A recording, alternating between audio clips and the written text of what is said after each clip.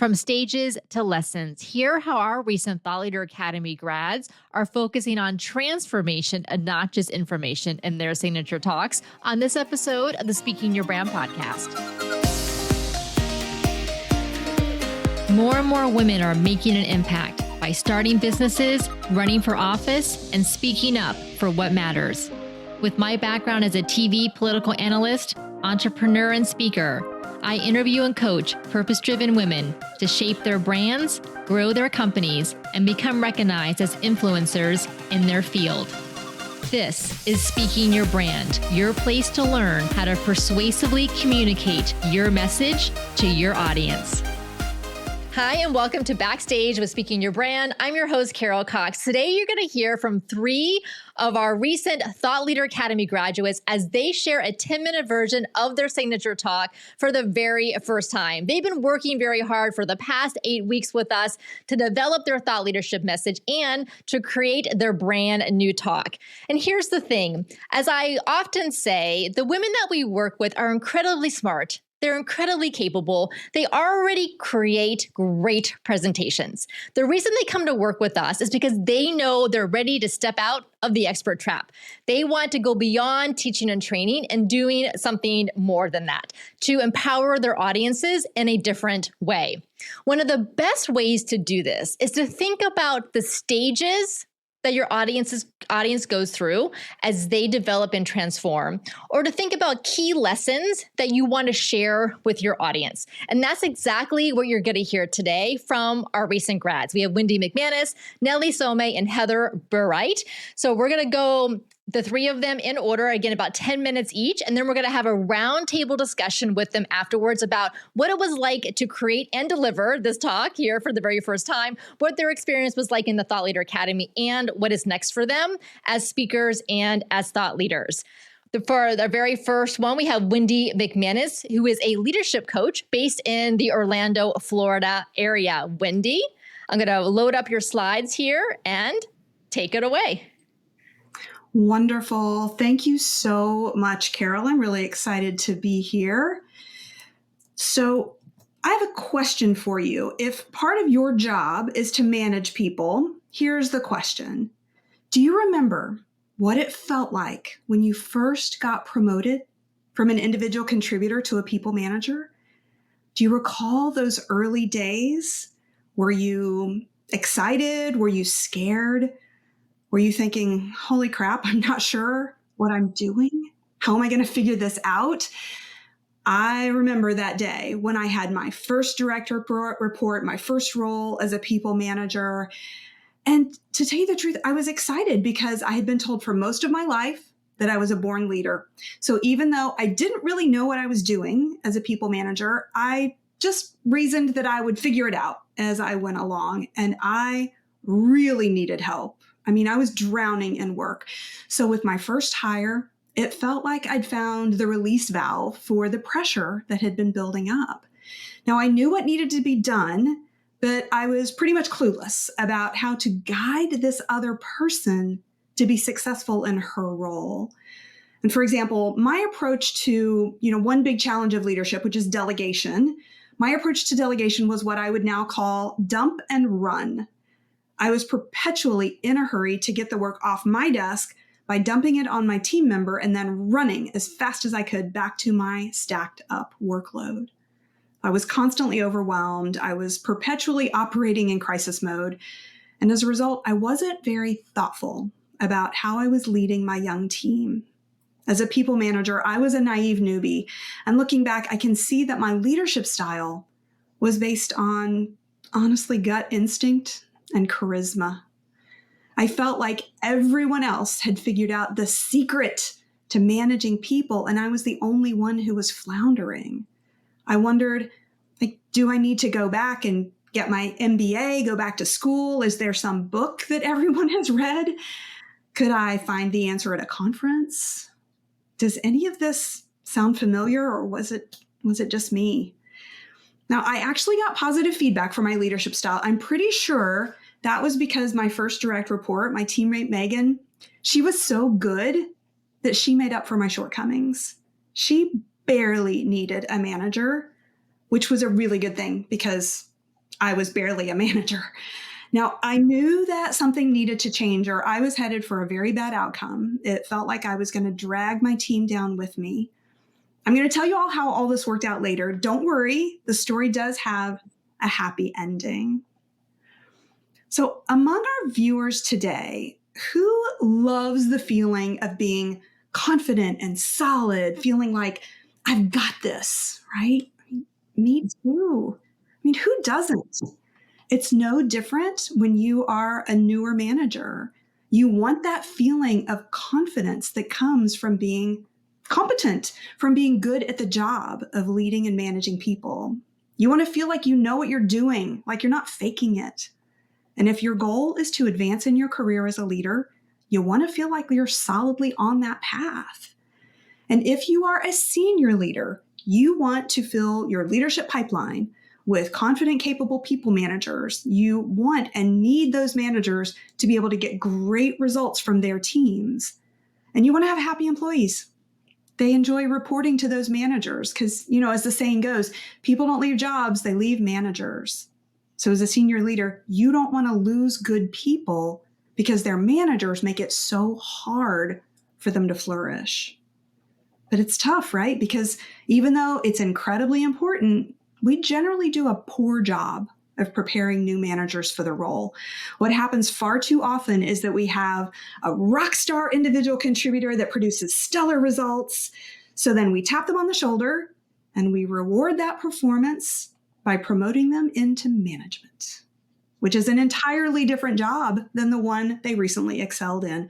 And most of the time, we just expect them to figure it out. Is it any wonder that newer managers are struggling? And if you're that person who just got that promotion, you just got that tap on the shoulder, you probably think that you just need to learn more skills or get more frameworks or tools in your toolbox so you can be effective. I wondered what book I needed to read, the one everybody else had apparently read that I hadn't, the one that would give me all the answers. If you're a senior leader, you might think you just need to offer more training to these new people managers. You might be caught in that same trap of wanting to arm them with more skills and more tools. Or maybe you think they just need more encouragement to bolster their confidence. But somehow, all those skills and processes and frameworks, they don't seem to solve the problem. And all the pats on the back and those affirmative, "you've got this" comments, they don't seem to make a difference. It feels like something is missing. And indeed, something is missing. If you think about it, there are two journeys towards mastery as a people manager. There's the outer journey, and that's all the stuff that people can see you doing. Stuff like delegating and giving feedback and navigating conflict. And then there's the inner journey, and that's all the mindset stuff that happens inside, like knowing your values and being intentional about your impact, recognizing the thoughts and the fears that might hold you back.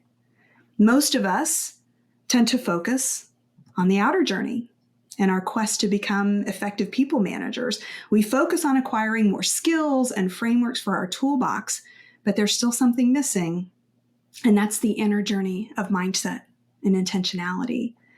And as a leader for nearly 2 decades and a leadership coach for the last 6 years, I've seen this story play out countless times.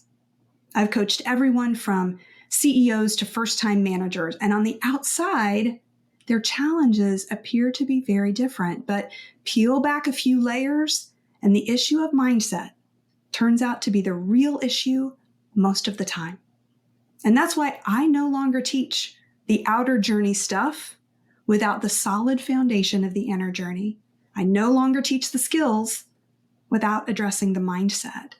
Because working on the outer journey of leadership without addressing the inner journey is like building your dream home on a foundation of sand.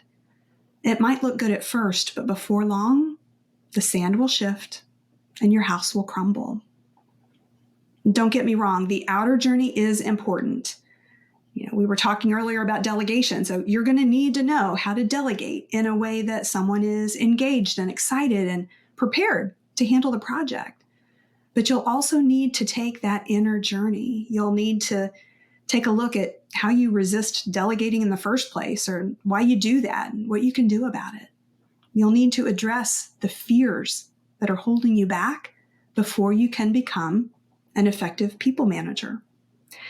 And that's what I cover when I give the full version of this signature talk. We explore how your mindset, including your thoughts, your fears, your assumptions, and all that stuff that people can't see, is the bedrock and the foundation for successfully doing all those people manager things that people can see. In that signature talk, we walk the path that most new managers take, from the naive newbie that is just winging it to the tool collector who's always on the hunt for the next magical framework, and finally to the intentional leader who has both the skills and the mindset that's needed to unlock their team's potential. Now, remember in the beginning when I said that my early leadership style was based on gut instinct and charisma? I promised you that that story had a happy ending. I don't want to leave you hanging, even in this truncated version of my talk. What I learned along the way is that gut instinct is a wonderful tool and charisma is a superpower. But what I was really missing was intentionality. When I became more intentional and more self-aware, everything started to change. My team showed up differently because I showed up differently. I asked more questions and let my team take the lead more often. I let go of my controlling ways and loosened my death grip on how everything was done.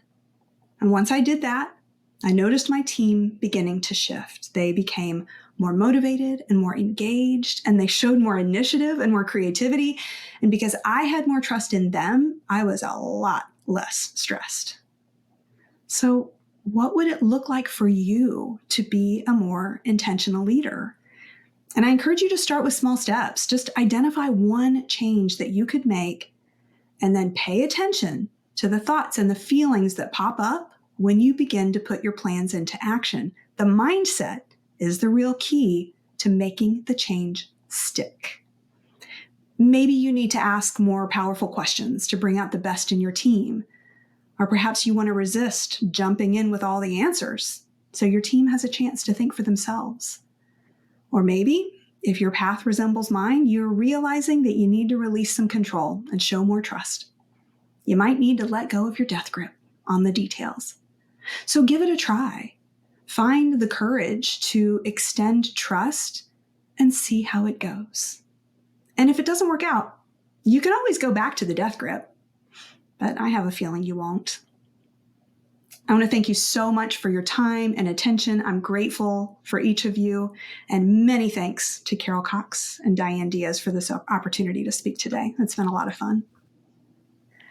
That was fantastic, Wendy. Congratulations on the first time out with your signature talk. So well done. And really the 10-minute version, I've learned so much, even just from this 10-minute version. You did a great job still wrapping the end back to the beginning, not leaving us hanging with how your leadership journey turned out. You got the 3 stages in there. Obviously, in the longer version of the signature talk, you go into much more detail of what those 3 stages look like, along with audience activities and questions that they can reflect on as well. So Wendy, let me ask you this before we go to our next participant. How did that feel to deliver that for the first time? And tell us a little bit about how the development of these 3 stages happened in our VIP day together. That felt amazing. Yeah. I needed the deadline, so thank you for that. It was really, really good for me to have a little bit of time pressure. And developing the 3 stages, right? So I had this very big idea based on what I teach and how I coach. It's a very lofty idea about this inner journey of leadership. And I really wasn't convinced that it could be the basis for a signature talk. And when you and I got together in our VIP day and you started asking me questions and saying, like, what are the 3 stages or what are the 3 steps? I was like, Carol, I don't know. But the more we talked about it, it just like it all clicked into place, and I understood and could see my own journey. More even than my own journey, I could picture clients when they first come to me the stories that they tell me, and then that phase that they get in where they're just like, oh, another book, another podcast, another conference, I can figure it all out, but they're still not addressing their mindset. And then where they end up, where they really start making a big impact. So you just asking me questions helped me see what was right in front of me, and it all just clicked right into place. Fantastic. Well, again, well done. And for those of you watching or listening to the replay on the podcast, think about for your own talks, are there stages that your audience or the clients that you work with go through? What's that first stage when they first come to you, or the first stage that your audience is at? And then what's that second stage where maybe they think that they're there, but they're not quite there because something is still holding them back? Like in Wendy's case, it's the tool collector where they think the tools are going to solve their problem, but not quite. But it's really then getting over the hump, because it's hard. Like stage 2 to stage 3 and whatever it is you're doing is the hardest. That is the hardest challenge to get through. But that's where you see that transformative impact, like in Wendy's example with that intentional leader stage. Great. All right. Well done, Wendy. Thank you so much and your slides were beautiful. Very well done. All right, Nellie, you are next. So Nellie Some is the author of Making a Difference. She is a serial entrepreneur. If she sees an opportunity, she is going to make it happen for real. And so in this 10-minute version of her keynote talk, you're going to hear a little bit of her story of how she became this incredible entrepreneur and how she finds opportunities wherever she looks. Nellie, welcome to the stage. Welcome, everybody, and thank you so much for having me. Today I will talk to you about my 2 stories that have stuck in my mind for a long time. The first story is about me being raised up in Kenya when I was 2 weeks old, since I was 2 weeks old. The second story is about me coming here to Seattle, here in America. You see, I was raised up in the countryside. So being in the city is a big deal for me, leave alone being in America. So you can imagine when I landed in the SeaTac airport in America. First of all, when I arrived, I had my backpack, I had 2 shirts, 2 skirts. So with my lovely backpack, I was ready to visit America. Yes, I landed. Everything was different.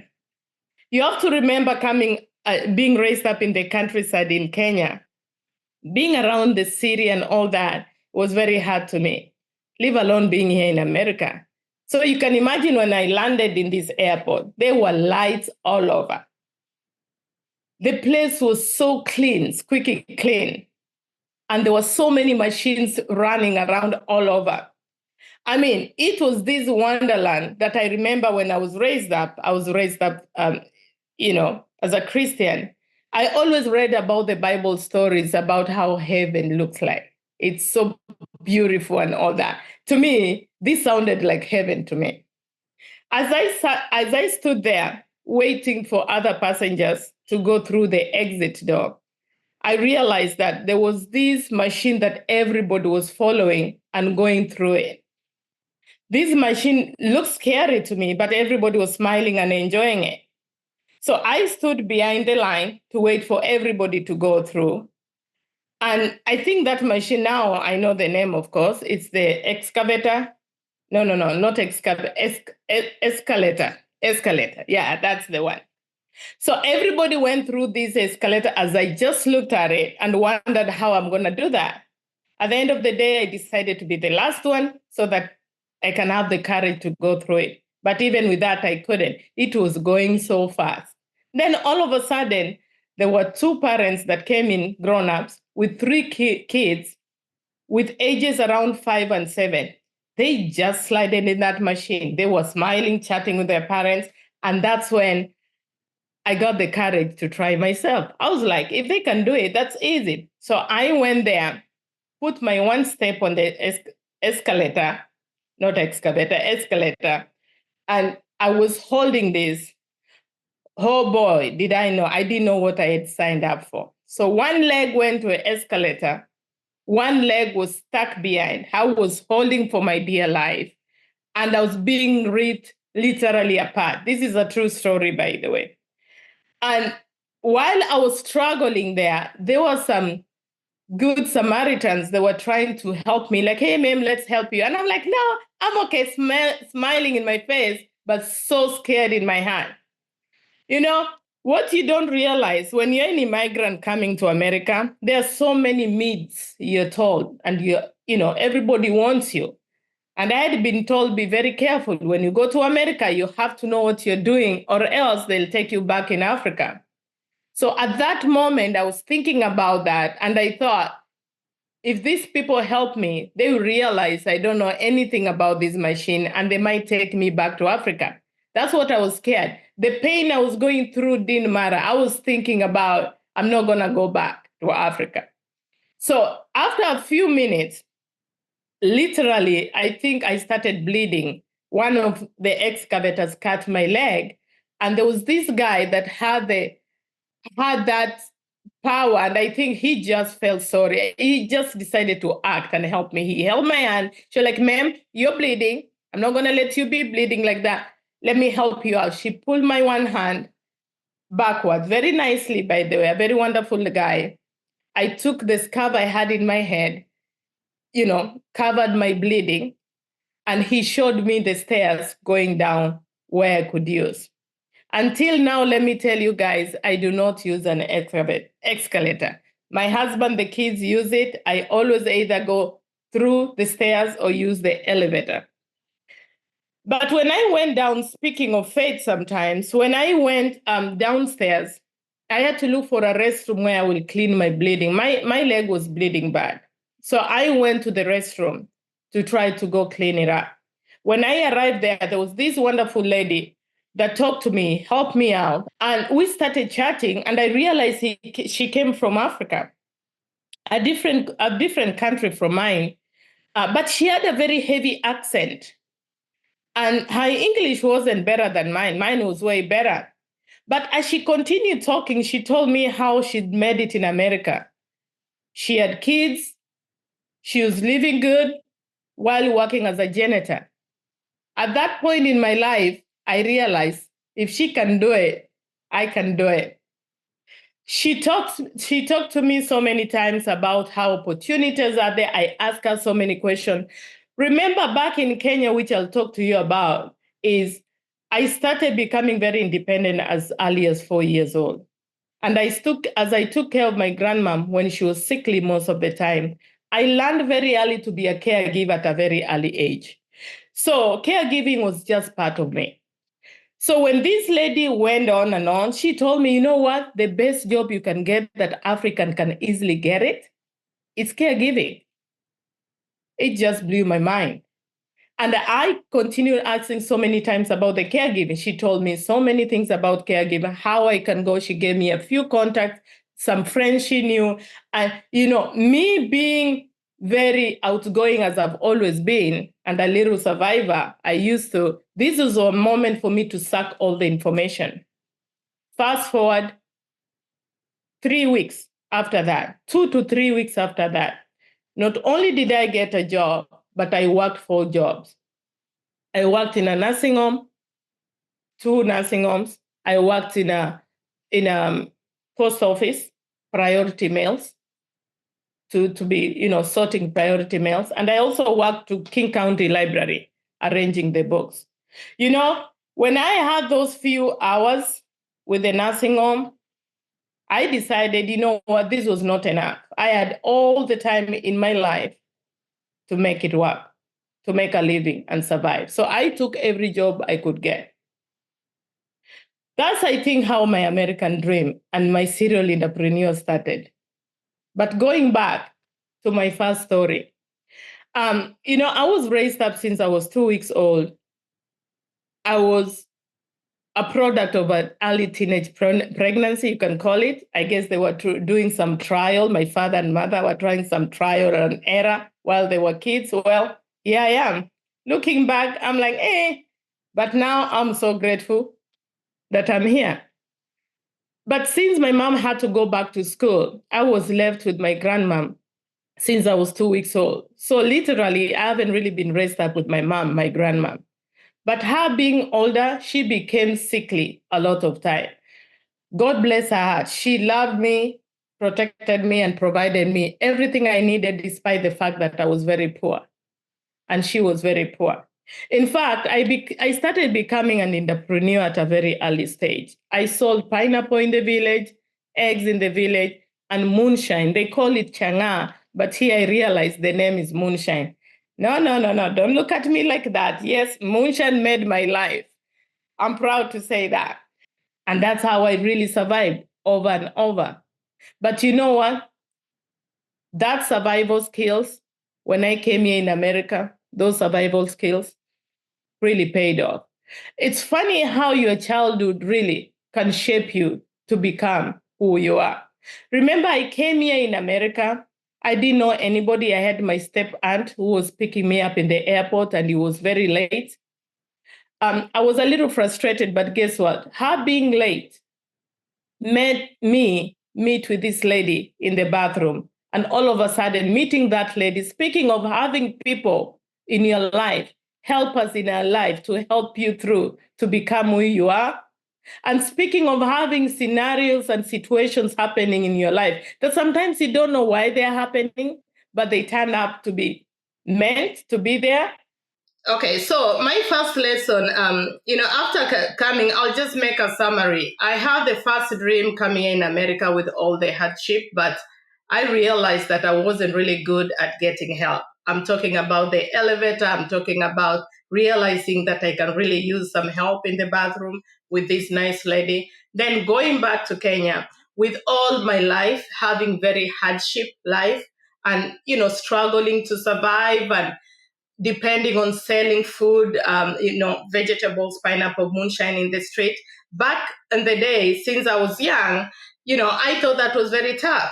Little did I know that my childhood really prepared me to be whoever I am now, a serial entrepreneur. I mean, I do own a few businesses from construction, healthcare. I am an author too, motivational speaker, and the list goes on. My point is, for everybody out there, please do not give up in your dreams. No matter what your life has been, no matter how tough has been in the past, just think about it. It might really be a way of that hard life. It's a way of it preparing you to be a successful person and to be wherever you are, to be wherever you want to be. To me, in my case, all that entrepreneur and struggling when I was a kid really prepared me to be an entrepreneur. When it comes to help, trust me, all the time during everything I've done from Kenya and from here, it's taken a lot of time for me to do that, but with help of so many people along the way. So please do accept help. There's so much help out there if we can just accept the help. With me in the elevator, I refused the help because I just didn't want to look that I was weak. But guess what?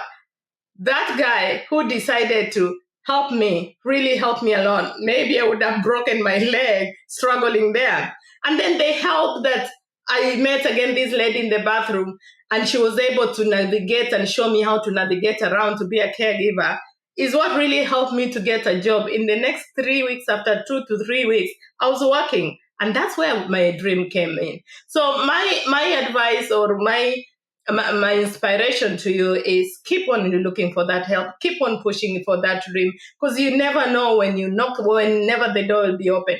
Keep on knocking all those doors. With me, I'll tell you, that is a story for another day. I have knocked so many doors that have been closed, but finally, there are a few that open, and guess what? It's really helped me to be wherever I am now. If you want to know more about me, please do visit the website. Visit www.makingadifferencewithnelly.com. You will know so much. You'll learn so much about what I do, and of course, we can always have one-on-one virtual discussion. So, and also check out the book. It's in Barnes and Noble, and it's also in Amazon. Making a Difference with Nelly, and my name is Nelly Some, Nellysome. People call me Sam, but Some is okay. Thank you so much. All right. Thank you so much, Nellie. Fantastic. And let's go to Heather, and then we will do a roundtable discussion. Heather Burright is the founder of Skill Masters Market, and she works in the learning and development field with nonprofits. And she's going to share with us the 10-minute version of her signature talk. Heather, take it away. Have you ever tried to change a behavior or create a new habit? All right. Is it coming to mind? What happened? Think about that experience. Was it easy? Were you successful? Where did you stumble? So I want to tell you a little story about a habit that I had to create. So last year, I went to my primary care physician and they did some blood work. And the doctor called me after the appointment to say, everything looks good. So I didn't take any action. I didn't do anything different because I wasn't aware there was any kind of problem. Later in the year, I saw a specialist about something else, and they pulled up my recent blood work as they do, and she pointed out that my iron levels were actually a little low. And so this doctor suggested I take iron at least every other day. So I left the doctor's appointment. I bought some iron. I took it when I remembered, but I wasn't super regular about it. I didn't have a sense of urgency motivating me to do it. Then later in the year, I saw a different specialist about something else, and this doctor too pulled up my blood work from earlier in that year. But this doctor paused. You know that pause? You don't like to have that pause at the doctor's office. She paused, and she told me that my iron levels were actually really low, and that if I didn't get them up, she would want to start me on an IV to give me iron. Well, that's a completely different picture. And do you know what I did? I started taking my iron.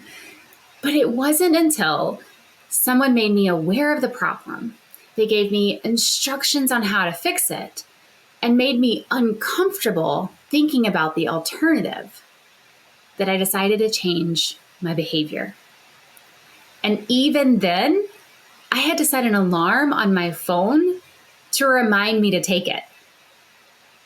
Behavior change is a funny thing. Taking iron is a simple task, yet I needed awareness, a sense of urgency, and a prompt to do it.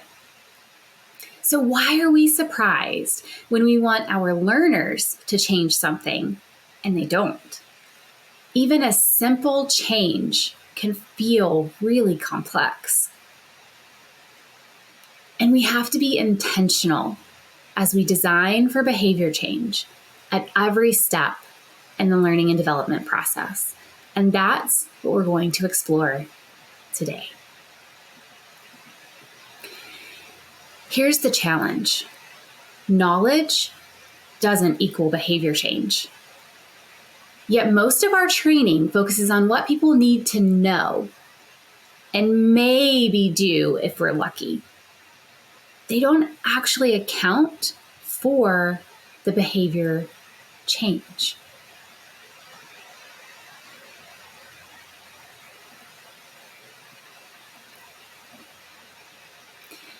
So I'm Heather. I'm an L&D pro. I have about 20 years in the field, and I've worked internally at a national nonprofit for about 8 years, and now I consult with some of the US's largest nonprofits on their training and leadership development needs. I know what it's like to be asked to create a training because someone thinks the learner needs to know something, and I'm on a mission to change that. I'm the host of Learning for Good, a top 2.5% globally ranked podcast where I explore trends, lessons learned, and real-world experiences related to L&D. And I formed a private community for nonprofit and association L&D pros to learn and grow together.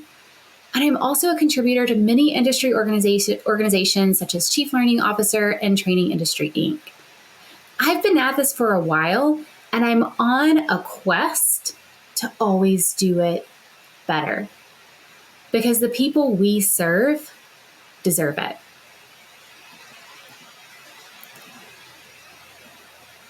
So as we head into this talk and we lean into the conversation, I want you to have a specific change in mind.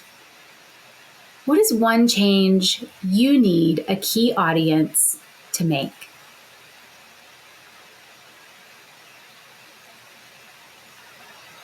And then how will you help them make that change? Historically, our answer has been training. In fact, my slides are going a little too fast. In fact, the Harvard Business Review found that companies spend $350 billion globally on training every single year. And here's what typically happens. Someone in your organization thinks, we have a problem. But they say, we need a training. And they schedule a meeting with the learning leader, who schedules a meeting with the L&D manager, who schedules a meeting with the instructional designer, who then reaches out to the subject matter expert. It's like playing a game of telephone when the gossip wasn't even accurate in the first place. And the training doesn't always work. Traditional training focuses on knowledge, not behavior, and it crams too much information into one solution. It isn't based on behavior change principles, and it doesn't account for external factors like supervisor buy-in or existing systems and processes that the person's going to have to deal with. It isn't personalized for the learner, and it often just doesn't work. So why do we always go with training?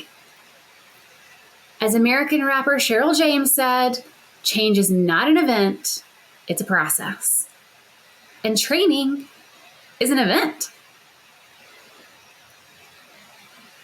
So I want us to shift from training, an event, to a human-centered process. And today, we're going to cover the first of 3 C's to help you get there. The 3 C's are context, change, and community. So we want to avoid the telephone game. Instead, we want to go get firsthand information and experiences from the intended audience. This is the context. These conversations provide us with the context we need to inform how we design for behavior change. And there's 2 components to context.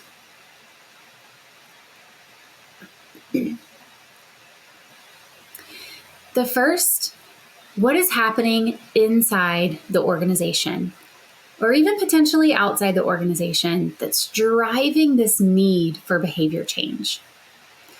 So here's an example. I was working with a client who had tons of staff changes happening. And one team in particular had experienced a lot of leadership turnover in a span of 6 to 12 months. The new leader's goal was to create a team that would really work together in a more collective impact approach. They had traditionally worked with external partners on a very transactional level, and to achieve the organization's strategic goals, they needed much deeper partnerships in the communities they were working in. So the organization's strategies, in this case, were driving that change.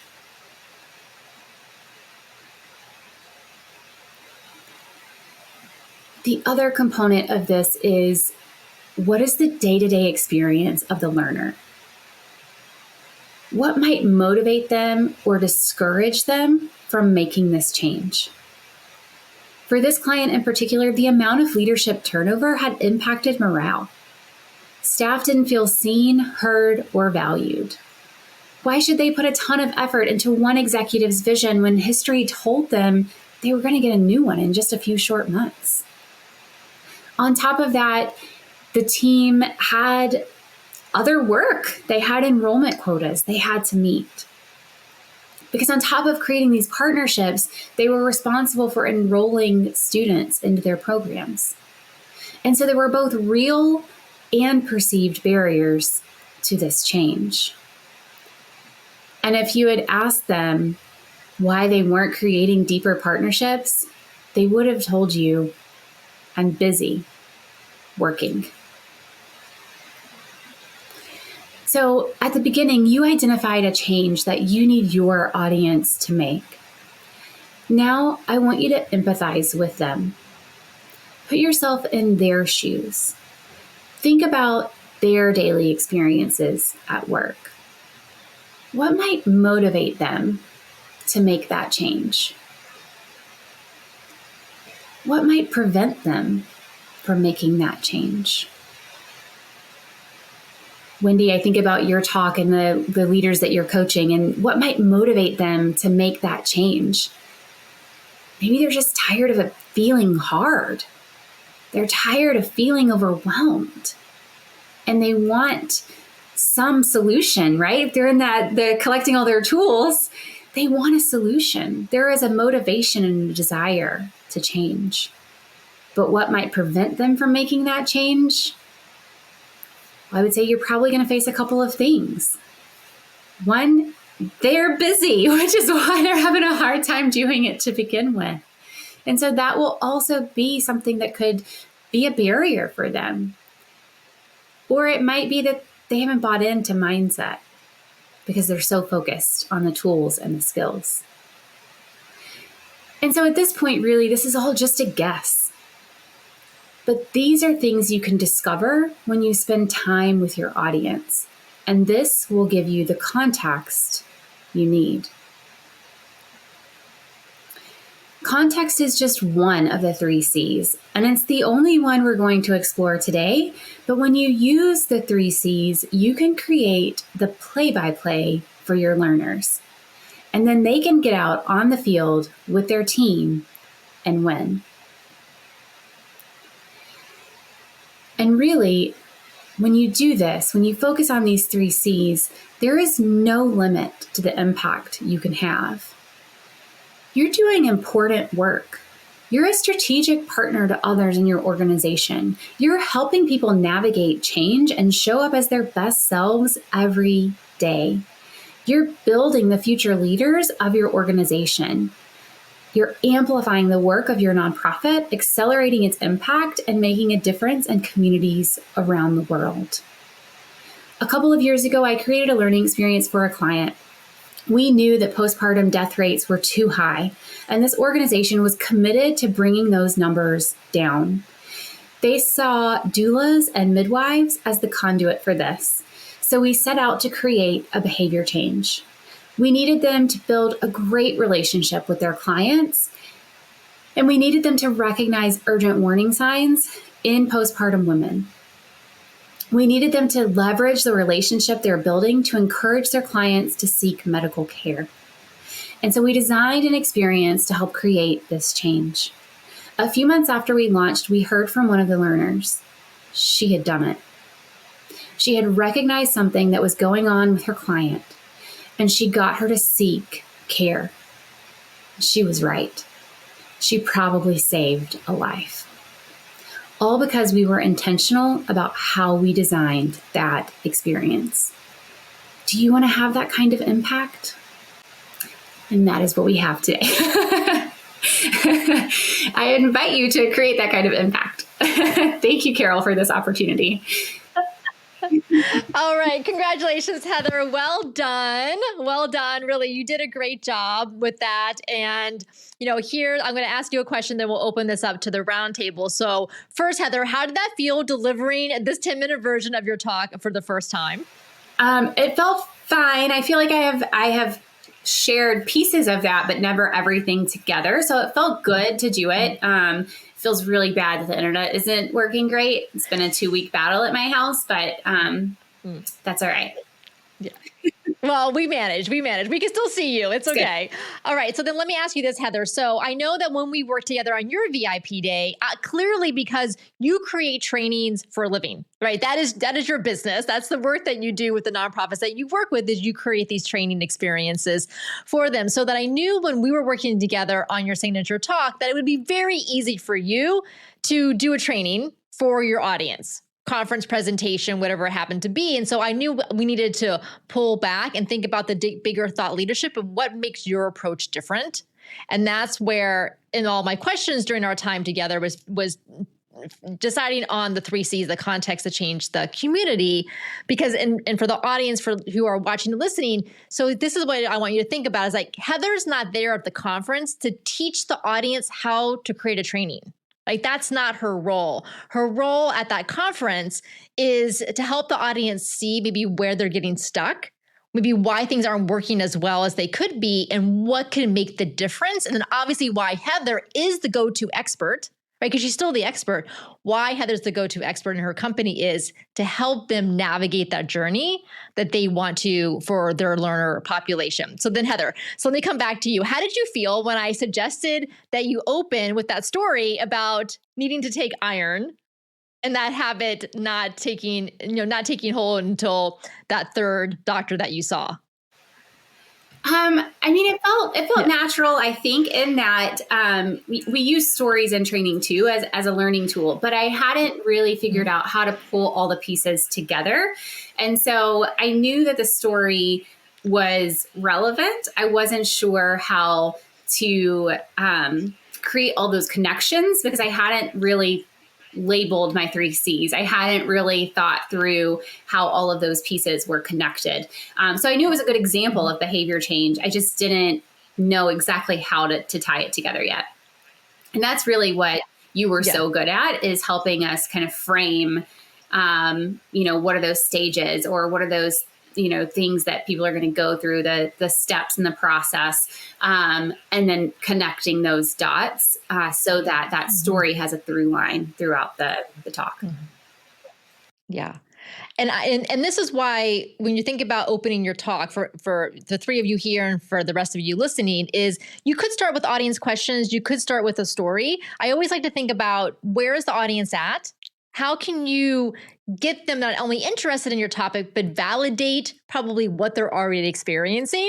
And I know all of us have tried to form new habits, and we probably have been successful at some, have failed at others. And so right away, I'm like, oh yes, like I'm there with you, Heather, because I have probably been in a similar situation. And so now even though I don't do anything with L&D in that industry like you do, I'm still interested enough in your topic to want to listen to the rest of it. All right, so let's open up to the rest of you. Nellie, let me bring you in. You can unmute yourself. Tell us a little bit about what the experience was like for you going through the Thought Leader Academy. When I came to Thought Leader Academy, as much as I'm so successful on other businesses, I didn't know that I had the courage or the material rather, or the confidence to become a motivational speaker. I used to talk to people a lot, to my staff and all business acquaintances, but in terms of just inspiring people, I used to do that on one-on-one. But really, on this level of motivational speaker, with your training, Carol, thank you so much, because now not only do I have confidence on doing it, in front of bigger crowd, but I also I'm confident about my material, but I can now even stick to my script, because coming from Africa, trust me, I remember when we started, Carol, I was giving you a story like almost 2 hours. Now, I know you always told me, Nellie, try to, and you taught me how to navigate, to really stick on my script and really realize what kind of audience to really talk to identify the audience. So thank you so much. I couldn't have done better than that. So thank you for you. And of course, thank you for all the supportive women on this program that have really supported me along the way. Wendy, thank you so much, and Heather. Fantastic, Nellie. And Wendy, let me ask you, what is next for you as a speaker and as a thought leader?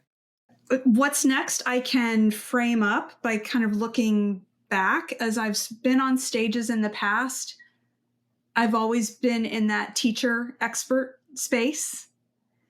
And so that's really why I joined Thought Leader Academy. And the big shift that I made was figuring out how to take my big idea and craft it into a talk.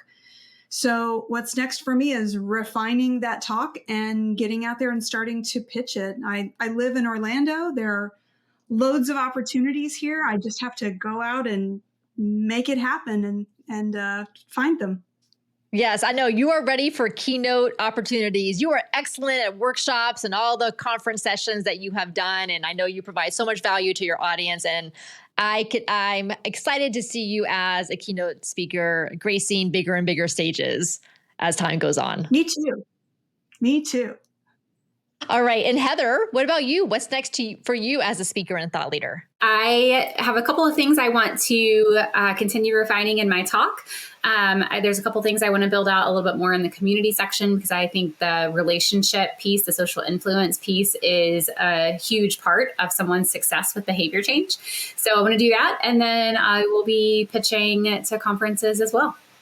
All right, fantastic. And Nellie, I know that you are on track to be an incredible motivational speaker. Audiences are going to love to hear your stories and your lessons, so I'm excited for them to do that. And Nellie and Wendy are actually going to be at our in-person speaking workshop that we're holding, well, as of the date of this recording, in mid-October in Orlando, Florida. So it'll be great to meet them in person. For the rest of you who are watching and listening, if you would like to join us in the Thought Leader Academy so you can develop your thought leadership message, create your signature talk, and learn the business of speaking, you can get all the details and join us at speakingyourbrand.com/academy. Again, that's speakingyourbrand.com/academy. And be sure to connect with Wendy, Heather, and Nellie on LinkedIn. All of their links to LinkedIn and to their websites are in the show notes for the podcast episode. If you're listening to this later on the podcast, of course, if you're listening to this on LinkedIn Live, you can connect with them right there on LinkedIn. Wendy, Heather, Nellie, thank you so much for joining us today on our Backstage with Speaking Your Brand. Congratulations again on the debut of your signature talks, and I can't wait to see what's next for you. If you too would like to develop your thought leadership message and framework, create your signature talk, learn the business of speaking, practice your delivery, and join us on a LinkedIn Live, we do all those things with you in small group calls, as well as a one-on-one VIP day in our Thought Leader Academy. Get all of the details, including pricing and how you can join us at speakingyourbrand.com/academy. Again, that's speakingyourbrand.com/academy. Until next time, thanks for listening.